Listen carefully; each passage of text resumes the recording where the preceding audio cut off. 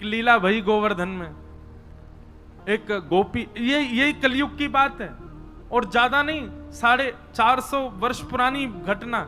श्रीनाथ जी जब विराजते थे 500 वर्ष के आसपास, तो सखी कथा सुन करके गई और कथा में व्यास जी बता रहे, बोले लाला घर घर जावे माखन चुरा के आवे, और बोले गोपी नयो नयो नूतन नूतन माखन निकारे ताकि लाला को लोभ आवे चुरावे को। तो वो गोपी अपने घर गई, घर जाकर के वहां माखन मथो, और वो माखन मथते समय हमेशा तो यूं सोचती लाला मेरो खावेगो, मेरो पति खावेगो, मेरी सास खावेगी, सबके काज माखन निकालूं, घी बनाऊंगी। लेकिन आज वो दही मथते मथते मन में विचार कहा कर रही है, काश मेरे यहाँ को निकरो भयो माखन कभी श्रीनाथ जी पावे, और मैं जाकर के नहीं पवाऊं, वो मेरे घर आके पावे। सुबह ने कहा कियो, मक्खन निकाल करके मटकी में भर के, और मन में विचार करने लगी, बोले अब उनको कहा पता होगी कि मेरे घर मक्खन निकोए, इतना बड़ा संसार, वो तो सबको ध्यान रखें, उनको कहा पता होगी कि मेरे घर में मक्खन धरो है। कोई बात ना, मैं ही बता के आऊं। मक्खन की मटकी संग में लेकर के गई और श्रीनाथ जी के मंदिर में खड़े है के सब तो दर्शन कर रहे हैं, और वो दूर से मक्खन के ऊपर की मटकी को भाग हटाए के ऐसे ठाकुर जी को दिखा रही है, लाला धौरी गैया के दूध को जमाए करके दही बनाए और वाकू मत करके बढ़िया मक्खन निकारो मैंने, आहा ऐसी सुगंधी आ रही है, कोई को ना दूंगी मैं, तेरे काजे निकारो है, तू आजा घर पे आके या कुछ चोरी कर ले जा, मैं कोई सो ना कहूंगी, तू बस चोरी कर ले जा। और ठाकुर जी को दिखा रही है दूर से मटकी। एक दिन है गयो, ठाकुर जी नहीं आए, दूसरे दिन फिर पहुंच गई, फिर दिखावे ठाकुर जी फिर भी नहीं आए। अब तो वहां को नियम बन गयो, रोज मक्खन निकाले, और बोली मैं हूं देखूं कब तक नहीं आवे को, रोज पहुंच जाए और ठाकुर जी को मक्खन दिखावे। महाराज कल गुरु जी आए ना हमारे, बता रहे एक बात, ठाकुर जी के लार टपकन लगी होठन में से वाक्य मक्खन को देख करके। और वही समय सामने, अब श्रीनाथ जी तो बिल्कुल मूर्तिमंत है कि खड़े हैं, सब दर्शनार्थी दर्शन कर रहे हैं, सामने कीर्तन गा रहे थे श्री कुंभन दास जी। तो कुंभन दास जी भी होंगे यहाँ पे, कहाँ हैं? वो सब तो कोने में भैया, दिखाई दियो कहीं से दिख जाए तो। कुंभन दास जी, लाला पता हो तो कौन से हैं? वो भैया कैमरा वाले, कौन से कुंभन दास जी? वो हैं कोने वाले सबते, बूढ़े बुजुर्ग से बेचारे। ये कुंभन दास जी कीर्तन गा रहे, और कीर्तन गाते गाते नहीं दिख रहे, ऊपर ते ले ले भैया, सबन को दिखाए दे बड़ी स्क्रीन में। अब यहां देखो सब लोग, जब देखें तब देखियो उन्हें।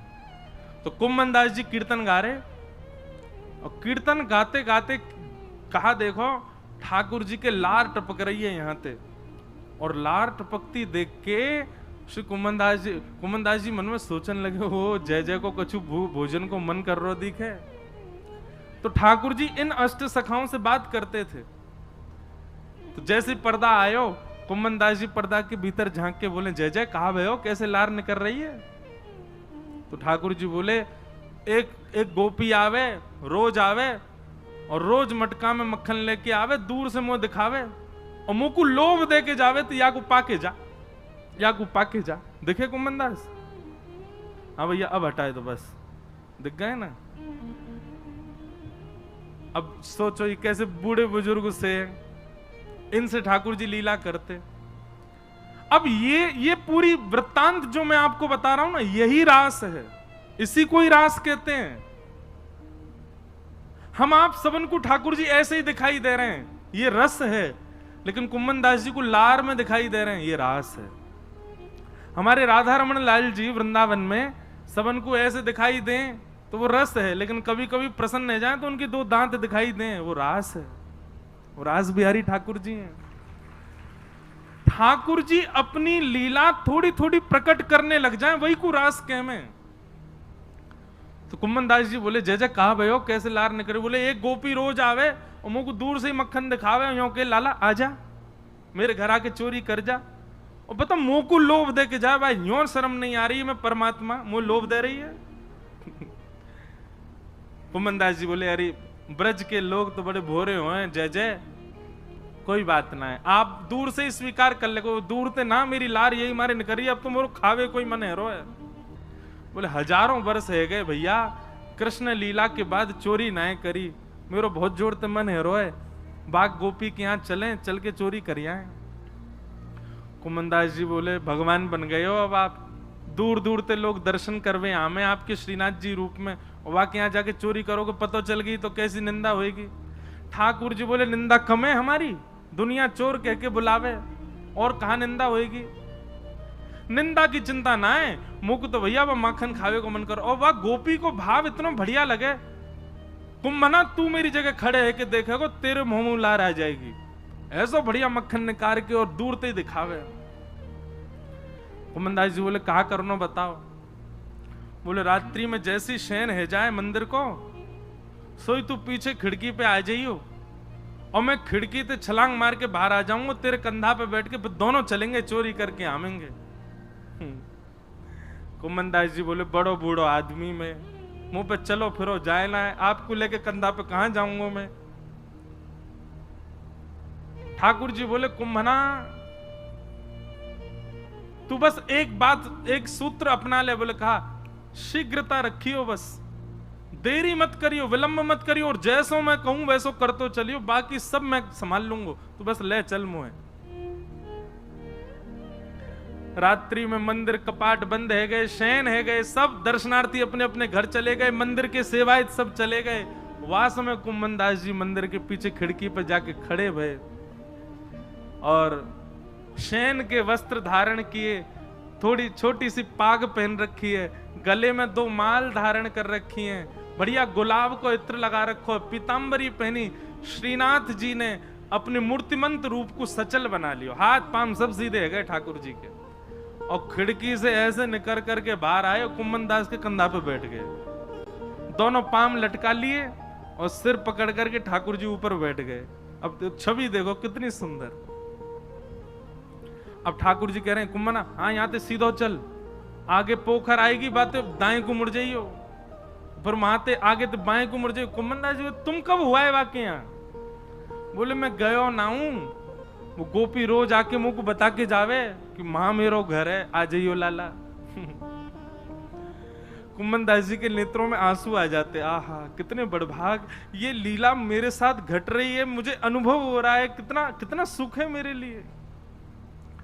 और ठाकुर जी कुम्भनदास जी के संग गए और वह गोपी के घर में ऊपर से छत पे ते प्रवेश कर गए, सब सो रहे हैं गहरी निद्रा में, और ठाकुर जी कह रहे हैं अचक अचक के चल, आवाज मत करियो नहीं तो आ जाएगी गोपी। ओ देख कुंभना वो टंग रही मटकी, ले चल बा के पास। कुम्भनदास जी पाम पकड़ रखे, नेक नेक से पाम है ठाकुर जी के, पाम पकड़ करके ले गए। सोई ठाकुर जी ने अधर सिर पकड़ करके यहाँ तो दोनों पाम रख लिए, और सिर को नेक छोड़ के अपनो नेक बैलेंस संभालो गिर नहीं जाऊं, और तुरंत वो मटकी पकड़ ली, छीका पे लटक रही ऊपर। अब तो ठाकुर जी निकार निकार करके प्रेम से पामे। कुम्भनदास जी बोले अकेले कृपाओगे नेक दे दो नीचे प्रसाद। सो ठाकुर जी मक्खन लेके अपनी जीभ से चाटे और अपनो झूठो मक्खन ही ऐसे नीचे हाथ करके गए, ले कुम्भना। अब कुम्भनदास जी के कभी आंख पे लग जाए, कभी नाक पे लग जाए, कभी मुंह पे लग जाए, पर कुम्भनदास जी के तो रोम रोम नृत्य कर रहे है, नेत्रन से अविरल अश्रुधार गिर रही है। आहा ये लीला ठाकुर जी की कैसी मधुर। कुम्भनदास जी बोले नेक देखूं तो सही है चोरी की लीला है कैसे रही है। तो कुम्भनदास जी ऐसे पाम पकड़ के जैसे ही ऊपर देखने लगे, सो महाराज ठाकुर जी तो मक्खन निकार निकार करके पा रहे हैं, और ठाकुर जी की धोती है का वो ढीली है कि नीचे को खिसक रही है।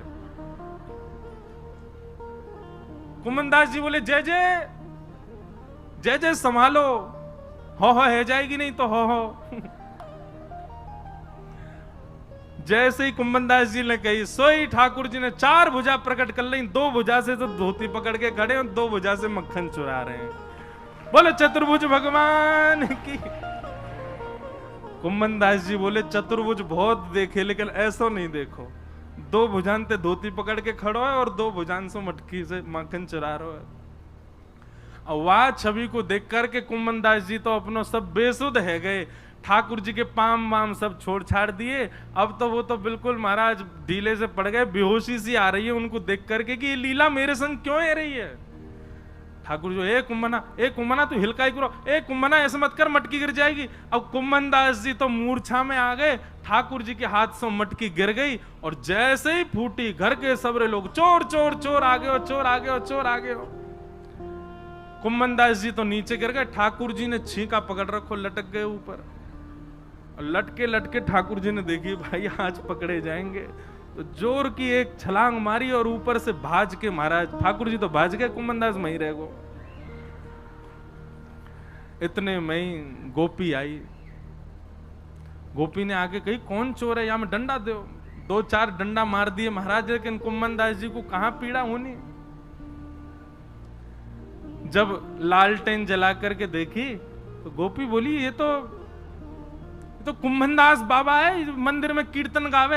है रे बाबा, मैं तो मक्खन को ले जाती कि लाला भोग लगावे आएगो, और तू आगो यहाँ चोरी करवे, शर्म ना आई तो को है बुढ़ापे में चोरी करे।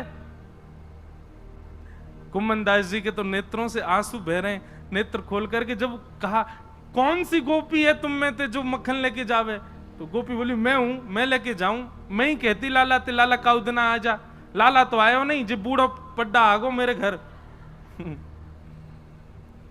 कुंभनदास जी वाके चरणन में गिर गए और चरणन को हृदय से लगा करके तब कुंभनदास जी ने जो पद गायो, तू है सखी बड़ भाग बड़ी, नंदलाल तेरे घर आवत है। तो ये है रास। आपकी भावना से प्रसन्न है करके, आपके भक्ति से प्रसन्न है करके ठाकुर जी आपको वो अधिकार प्रदान कर दें कि उनकी अंतरंग लीला को आपको दर्शन है जाए, तब समझो ये रास है। तो रस से प्रारंभ है हमारी भक्ति। अभी हम रस में स्थित हैं। अभी हम जैसो खवा में ठाकुर जी खा लें, जैसो पहना में पहन लें, जहां ले जाएं वहां चले जाएं, पर यही परिवर्तित है जाए कि ठाकुर जी स्वयं आकर के मुझको तो जे बना के खवा, मैं तो वो खाऊंगा, मैं तो जे पहनूंगा, मैं तो वहां जाऊंगा, मैं तो यूं करूंगा। इसी को रास कहते हैं। भक्ति की चरमोत्कृष्ट स्थिति को रास कहा जाता है, नृत्य रास नहीं है। तो फिर आप कहोगे फिर नृत्य क्यों होता है सब जगह, यहां पर भी भगवान नाच रहे हैं। भाई जब आप आनंद की सीमा पार कर लोगे ना, तो फिर पैर थिरकने लगेंगे, हाथ नृत्य करेंगे। कीर्तन प्रारंभ हो और तब आप सोचो अरे सब नाच रहे मैं नाच लूं, वो नृत्य नहीं। कीर्तन प्रारंभ हुआ और आप चाह रहे हो कि मैं ना उठूं, फिर भी नहीं रोक पाओ और नाचने लग जाओ, वही प्रेम की और आनंद की चरमोत्कृष्ट स्थिति होती है। घर पे ठाकुर जी आ जाएं, घर पे स्वयं चल करके श्याम सुंदर आ जाएं, तो आनंद में भर के नृत्य ना करोगे। तो ऐसे ही ब्रज गोपियों को ठाकुर जी ने वह सुख प्रदान कर दिया, वह अंतरंग भाव प्रदान कर दिया कि गोपियां आनंद में भर करके झूमने लगी। इसलिए वो रास नृत्य के भाव से दिखने लगा, लेकिन वास्तविक रूप से नृत्य नहीं है रास। तो रास की भूमिका प्रारंभ ऐसे होवे। देखूं नंद कुमार नयन भर देखूं नंद कुमार,